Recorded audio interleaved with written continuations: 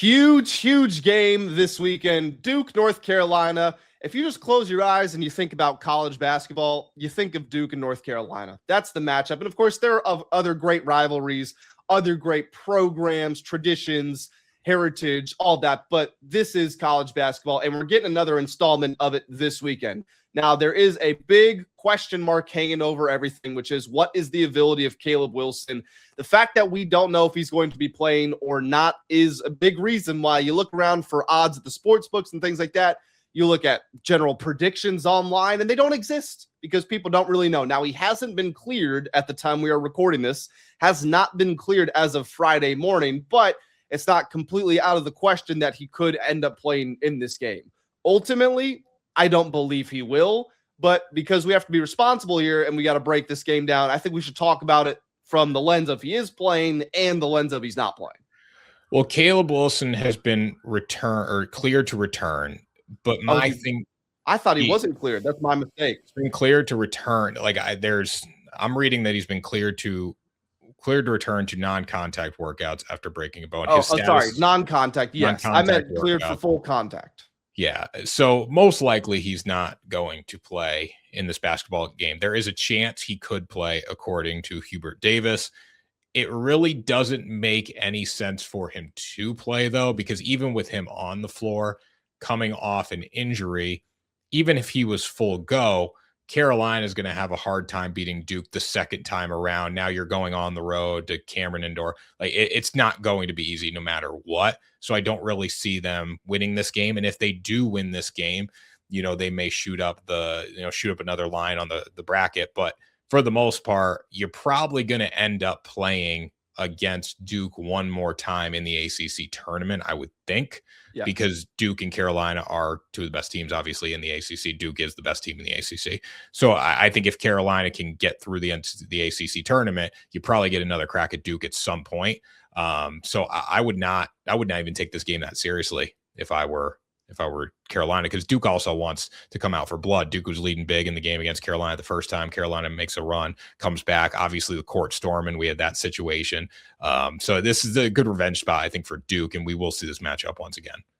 Yeah, I'm with you. We're going to see this again. And because of that, but then also because we still have the ACC tournament ahead and we have March Madness ahead, I'm with you. Save Caleb Wilson. Now, it's not like it's a calf strain where he's at risk of tearing his Achilles or something like that. It's not where it's a hamstring strain where it might become a full-on pull or something.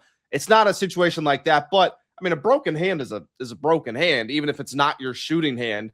And the fact that he hasn't been cleared for contact, so he's not familiar with this, when he gets onto the court against this Duke team in the rivalry that defines the sport with an angry Duke team that lost. I'm not saying Duke is going to play dirty, but they will play physical as they should.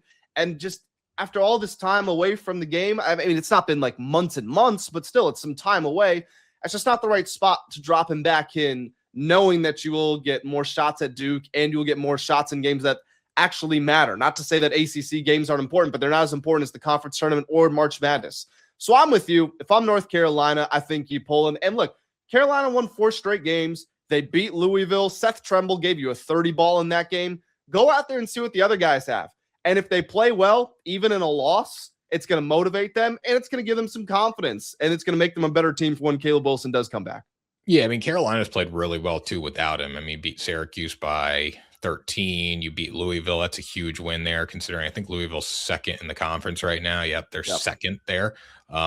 So you've won 4 straight. You beat Virginia Tech. You beat Clemson. You had a little rough patch without him for a little bit there, but you found a way to get back on track, which is huge. And Duke's so good too. The fact you beat them the first time, it couldn't be more impressive. So I think you go with what you got in this game. Duke is the #1 team in the nation. They're #1 in KenPom. It's going to be very hard to win this game. You could have other play. You could take some of the best players in the country, stick them on your team for this game. It's going to be hard to beat Duke. So I would just hold off here. But if you're Duke, I think you need to make a statement. Like, this is the game that you need to come out and run up the score. And typically these Carolina Duke games are really, really close. I don't necessarily see this one being super close. Yeah, we don't have a spread out, so it's not very easy to say what we would take. I will say both these teams play at a little bit of slower paces. And just without Caleb Wilson being there, if he's not going to play, then some of the quick possessions, you would get a rebound, get it and go, throw ahead or steal. And now we're in transition, things like that. You would think that would happen even less frequently. So pace, you would expect to probably slow down a little for North Carolina, and Duke plays at a glacial pace as it is. So I'm not going to come here and say take Duke to cover the spread before we even know what the spread is. Like, if it is a slow game, if it's a low possession game, there's just not going to be that many points scored. So maybe North Carolina ends up covering the line. So again, we got to wait to see what the numbers are. But as just far as the actual type of game that we are expecting, I'm with you. I think Duke wants to win this game. John Shire, I mean, they just beat Michigan, which is currently still, even after that loss, Michigan still favored to win the national championship. Huge rivalry game, revenge game as well, home game in front of your fans. Duke has every reason to play well and to keep their momentum rolling, because if they lose this game after they just beat Michigan, then you kind of undo the hard work that you already did. Yeah, and we'll talk about the national landscape here in a minute, but before we do that, I want to talk about Cameron Boozer, who was really good last time out. I mean, he was -1 in the the plus minus, but overall he still shot 47% from the field, 50% from three, at 11 rebounds. He had 24 points, 3 assists against Carolina last time. And again, Duke controlled the tempo of that game. Carolina hit a lot of shots down the stretch to climb back into it. But this is the game where I think Carolina, or for Cameron Boozer, continues just to establish himself as one of the best players in the country. He's been that good, and he's going to have to be that good in the NCAA tournament for them to win it. But like what we've seen from him this season has been unbelievable. He's 7th in the country in points. He's shooting 58% from the field. Coming out against Michigan, had 18 points.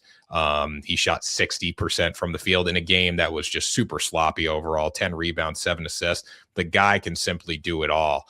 And he's really the one that's elevated Duke to this level and given John Shire a chance to potentially win a national championship this year.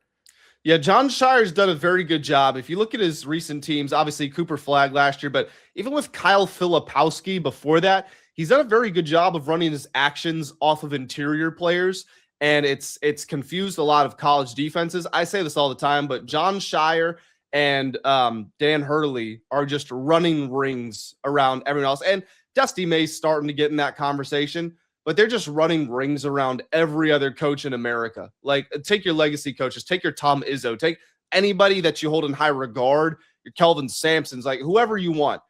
Shire and Hurley are just so they're like the only coaches who I think could go coach in the NBA because of the way that they construct their offenses.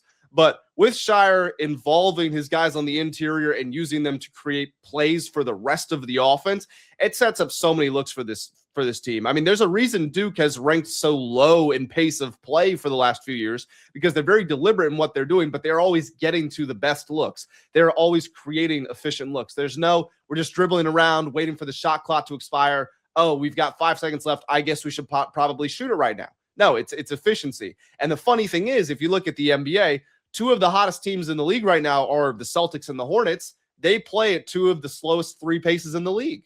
So it's about being deliberate, but also maximizing those looks. And Duke does a phenomenal job of accomplishing that. So going to the national stage here, looking at the NCAA tournament, Duke's going to be a 1 seed. They could lose this game. They could not have a bad showing in the ACC tournament. They need to be solid in the ACC tournament. But for the most part, they are pretty much a lock to be a 1 seed. Same thing with Michigan. Which team do you trust more down the stretch in that tournament? Because you look at Duke last year, they entered the tournament as the #1 team in the country, ended up losing to Houston 70-67 in the Elite Eight. It was a young team last year. It's still a young team this year, but obviously the talent is there. So do you trust John Shire to get it done and get to the Final Four more than you do Dusty May in Michigan? Well, there's no shame in losing to Houston. Let's keep that in mind. I mean, Houston was winning the entire national championship game literally until the final minute. I still can't believe they lost that game. I had a huge futures bet on Houston, took them at like, I don't even remember, plus 1,100, plus 1,200, something like that, and they let me down. But they suck, though.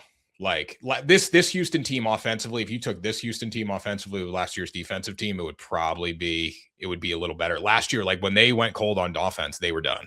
Well, yes, but they have sacrificed some of their defense for their new offense. So I don't think they're a better team this year. I just think they're different. Yeah, but again, you can't compete with the Florida Gators when you don't score.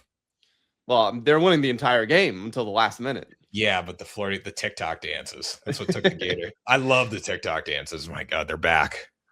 To answer your question, I trust Duke more. And I think a big part of this is people say, players win you games, and who do you trust more to step up / who's more of a risk to not show up? And you would think the freshman Cameron Boozer probably more of a risk to not show up than Yaxel Lendenberg. And Lendenberg's, much older, but also Cameron Boozer is just such a phenomenal college basketball player.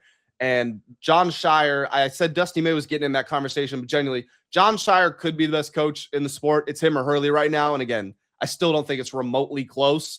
And this Duke team also has good players. Like, they're not a one-man band like a lot of teams in years past have been. Are they a little reliant? Like, they don't have a Conka Nipple who was the 4th pick in the draft last year as the wingman to Cooper Flagg, but it's still a balanced team, and Boozer's just playing at such a high level. This team's playing at such a high level that I trust them more than any team right now. Can't say they'll win it all because it's never a guarantee, but I trust them more than anyone.